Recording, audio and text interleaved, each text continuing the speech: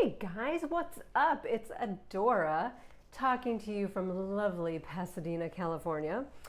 I got very excited this weekend because I had a little bit of a run on one of my favorite scarf brands, which is Echo.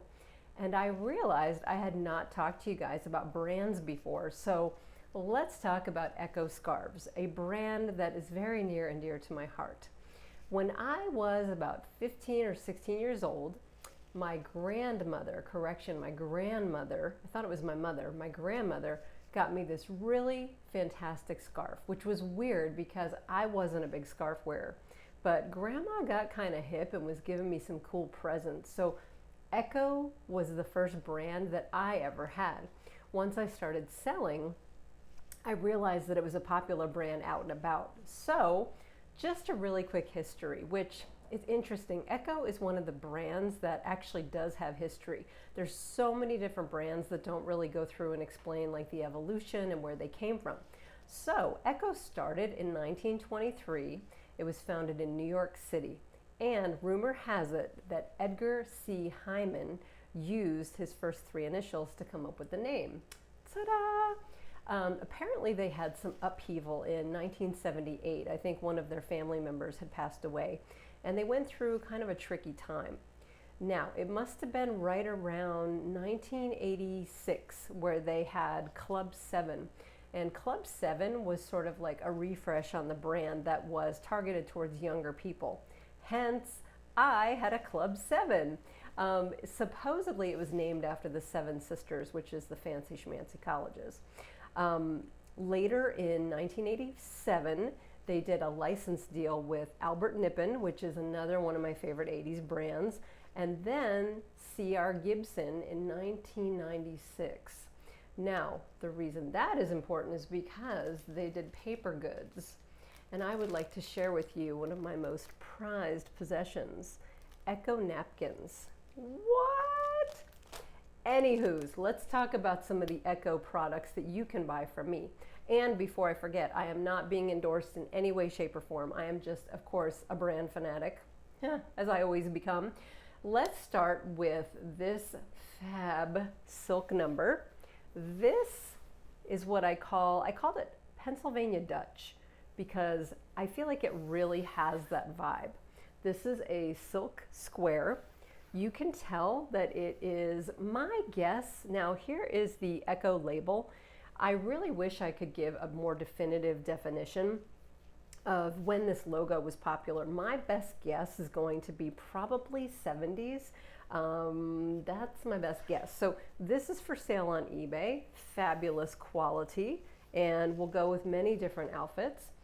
Also, little number here, it's all about the squares and the patterns, and that's one of the things I adore about this brand. I feel like geometrically speaking, they always are right on the money. This also, trying to make sure you can see that, Echo.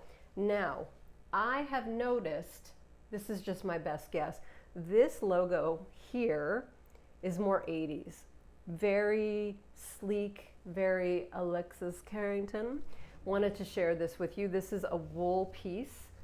I mean, how 80s can you get? This is a wool scarf. It's a rectangle. There's a couple little imperfections, but it is just so damn cute, and it's very, very easy to disguise.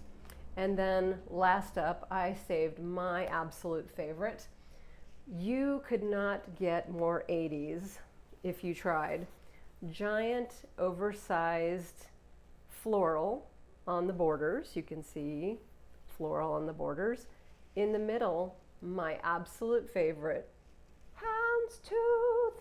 You know I love it because I'm wearing it right now as well. So let's see where that logo is, because let me tell you something.